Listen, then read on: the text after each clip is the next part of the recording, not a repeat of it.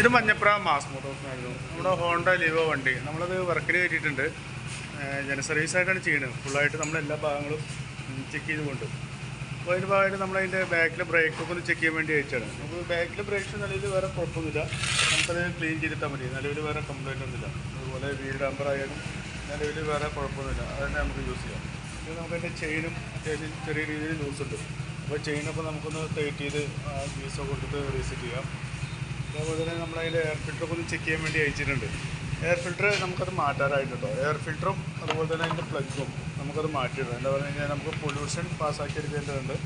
അപ്പോൾ നമുക്ക് ഫസ്റ്റ് ഘട്ടത്തിൽ ചെയ്യേണ്ടത് പറഞ്ഞു കഴിഞ്ഞാൽ നമുക്ക് അതിൻ്റെ എയർ ഫിൽറ്ററും അത്യാവശ്യം ബ്ലോക്ക് ആയിട്ടുണ്ട്. അപ്പോൾ എയർ ഫിൽറ്ററും പ്ലഗും മാറ്റിയിട്ട് ബാക്കിയുള്ള സർവീസ് വർക്കൊക്കെ കഴിഞ്ഞിട്ട് നമുക്ക് പൊല്യൂഷൻ ടെസ്റ്റ് ചെയ്ത് നോക്കണം. വീണ്ടും ടെസ്റ്റ് പാസ്സായിട്ടുണ്ടെങ്കിൽ നമുക്കത് കാർബറേറ്റർ അയച്ചിട്ട് ഒന്ന് ക്ലീൻ ചെയ്യേണ്ടി വരും കേട്ടോ. അപ്പോൾ ഇപ്പോൾ കാർബറേറ്റർ അയക്കേണ്ട ആവശ്യമില്ല. എന്താ പറയുക, നിലവിൽ വേറെ മിസ്സിങ്ങോ വേറെ സ്റ്റാർട്ടിങ് കംപ്ലൈൻ്റ് ഒന്നും കാണിക്കുന്നില്ല. പൊല്യൂഷൻ്റെ ഇത് നോക്കിയിട്ട് ചെയ്താൽ മതി. ഓക്കെ. പിന്നെ നമ്മളതിൻ്റെ എൻജിൻ ഓയിലൊക്കെ ഒന്ന് ചെക്ക് ചെയ്ത് മാറ്റാനായിരുന്നു. അപ്പോൾ എൻജിൻ ഓയിൽ മാറ്റുന്നുണ്ട്. ഇത് അത്യാവശ്യം ഓയിൽ ലെവൽ കുറഞ്ഞിട്ടുണ്ട് കേട്ടോ.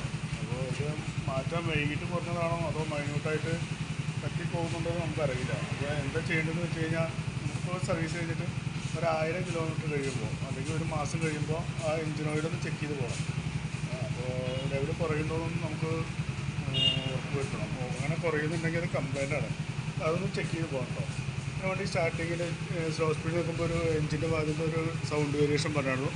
അത് എൻജിൻ്റെ ഉള്ളിലുള്ള ഒരു ചെയിനുണ്ട്, ടൈമിങ് ചെയിൻ പറയും, KM ചെയിൻ. അതിൻ്റെ ഒരു സൗണ്ടാണ്. അത് സ്റ്റാർട്ടിങ് ആണ്. ഇപ്പോൾ നിലവിൽ അത് മാറ്റണമെന്നില്ല. അതിൻ്റെ സൗണ്ട് കൂടുമ്പോൾ ചെയ്താൽ മതി. ചിലപ്പോൾ ആ സൗണ്ട് ഈ ചെറിയ സൗണ്ടായിട്ട് തന്നെ അങ്ങനെ നിൽക്കും. ചിലപ്പോൾ ആ സൗണ്ട് കൂടും. അപ്പോൾ ആ സൗണ്ട് കൂടുമ്പോൾ ചെയ്താൽ മതി. ഇപ്പോൾ അതിന് വേണ്ടിയിട്ട് നമ്മളത് ചെയ്യണമെന്നില്ല. ഓക്കെ. പിന്നെ അതുപോലെ ഫ്രണ്ടിലോട്ട് വന്നു കഴിഞ്ഞാൽ ഫ്രണ്ട് ഡിസ്കിൻ്റെ പാഡൊക്കെ ഒന്ന് ചെക്ക് ചെയ്യാൻ വേണ്ടി അയച്ചാണ്. പിന്നെ ഡിസ്കിൻ്റെ ഒരു കംപ്ലൈൻറ്റും പറഞ്ഞിട്ടുള്ളത്.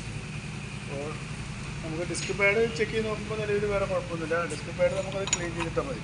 ഈ കാലിപ്പറിൻ്റെ യൂണിറ്റൊക്കെ ഒന്ന് ഗ്രീസ് ചെയ്ത് എല്ലാം ഒന്ന് ക്ലീൻ ചെയ്തിട്ടാൽ മതി. പിന്നെ നമുക്ക് ഈ MC കിട്ടണം. MC സബ്അസംബ്ലിയാണ്. അതിൻ്റെ ഉള്ളിലൊരു മാസ്റ്റർ സിലിണ്ടർ പറഞ്ഞിട്ടൊരു യൂണിറ്റ് വരുന്നുണ്ട്. അതൊന്നും മാറ്റിയിടാം. അതാണ് ആ കംപ്ലൈൻറ്റ് കാണിക്കുന്നത്. ശരിക്കും പറഞ്ഞാൽ ഈ ഒരു യൂണിറ്റിൻ്റെ കംപ്ലൈൻ്റ് ആണ്. അപ്പോൾ ഫസ്റ്റ് സ്റ്റെപ്പ് എന്നുള്ളതിൻ്റെ നിലയിൽ നമുക്ക് ഇതിൻ്റെ ഉള്ളിലൊരു യൂണിറ്റ് വരുന്നുണ്ട്. അപ്പോൾ അതൊന്ന് മാറ്റിയിട്ടൊന്ന് റീസെറ്റ് ചെയ്യാം.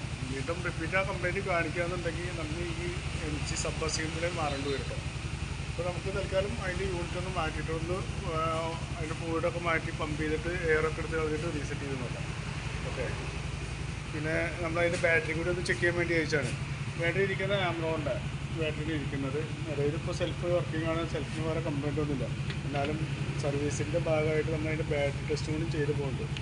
അതിൻ്റെ വോൾട്ടൊക്കെ ചെക്ക് ചെയ്ത് നോക്കുമ്പോൾ മാക്സിമം വോൾട്ട് ഉണ്ട്. 12.95 9.4 വോൾട്ട് മേടിക്കുന്നത്. അത് ടെസ്റ്റിലേക്ക് കൊടുക്കുന്നുണ്ട്. ബാറ്ററി വല്ല കംപ്ലൈൻറ്റ് ഉണ്ടോ എന്ന് അറിയാൻ വേണ്ടിയിട്ടാണ്.